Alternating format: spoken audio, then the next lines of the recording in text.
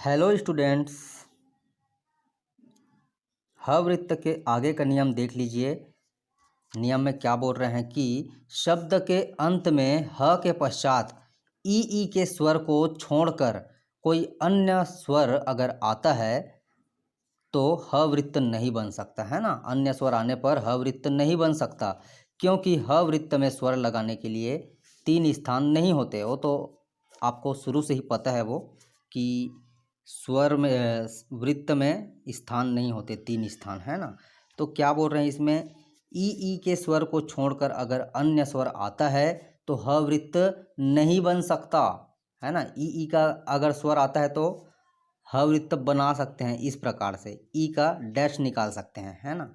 लेकिन अगर अलग स्वर आता है, जैसे ऊ का है, ये तीसरे स्थान का स्वर है, तो पूरा व्यंजन बनाना पड़ेगा, मूल व्यंजन बनाना पड़ेगा। तो देख लीजिए लहू,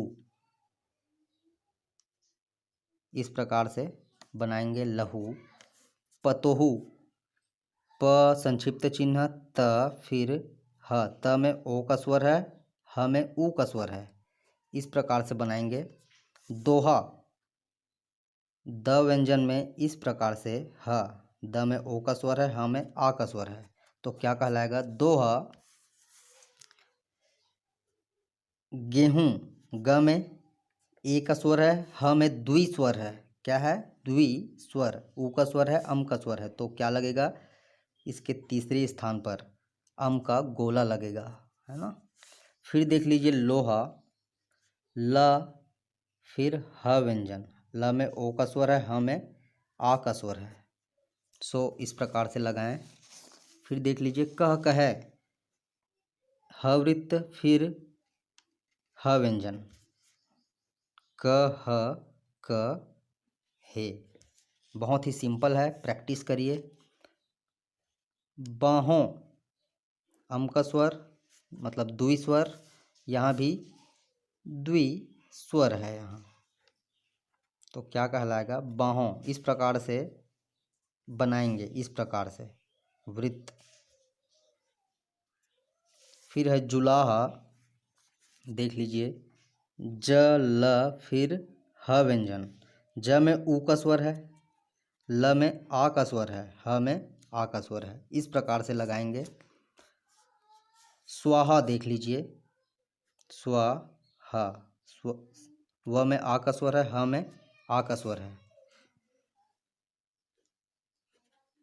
स्वाहा। फिर देख लीजिए माहो है ना, इस प्रकार से म व्यंजन बनाएंगे। फिर ह, म में आ का स्वर है, ह में ओ का स्वर है, क्या कहलाएगा माहो। फिर अगला नियम देख लीजिए कि शब्द के अंत में ह के पश्चात ई का स्वर आता है तो वृत्त के पश्चात डैश आगे बढ़ा दिया जाता है, जो कि ई के स्वर का परिचायक होता है। अतः अलग से स्वर लगाने की आवश्यकता नहीं होती है ना। अगर ई का स्वर आता है तो हम डैश आगे बढ़ा देंगे। ये जो डैश है ना, जैसे ये हो गया हमराह, ये हो जाएगा हमराही, तो ये ई का डैश, ई के डैश का परिचायक कहलाता है, ये परिचायक होता है। सो देख लीजिए उदाहरण क्या है। हम राही, र में आ का स्वर है, इस प्रकार से। तबाही, त व्यंजन ब फिर ई का डैश निकालेंगे, तबाह तबाही है ना। तबाह लिखेंगे तो इस प्रकार से बनेगा तबाह, तबाही करेंगे तो डैश निकाल देंगे। फिर देख लीजिए गवाह हो गया इतना, फिर ई का डैश, क्या हो जाएगा गवाही। मनाही, इस प्रकार से, इस प्रकार से आप सिंपल तरीके से बना सकते हैं।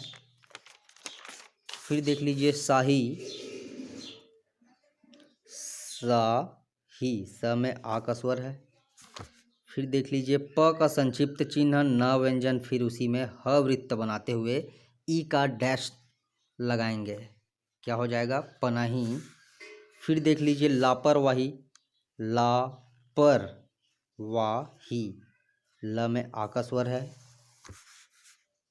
इस प्रकार से बनाएंगे है ना, लापर, ला पर वाही। अब देख लीजिए ये क्या है, नौकर शाही, नौकर शाही, इस प्रकार से।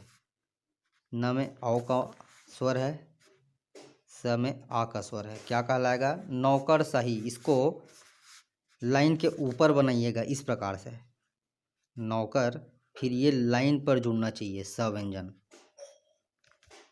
तो क्या कहलाएगा, नौकर शाही। आवाजाही देख लीजिए,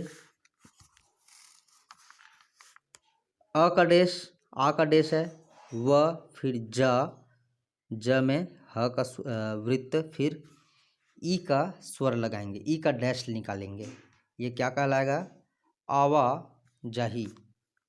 इस प्रकार से आप लगा सकते हैं सिंपल तरीके से। सो ये है आज का क्लास, इसको प्रैक्टिस करिए।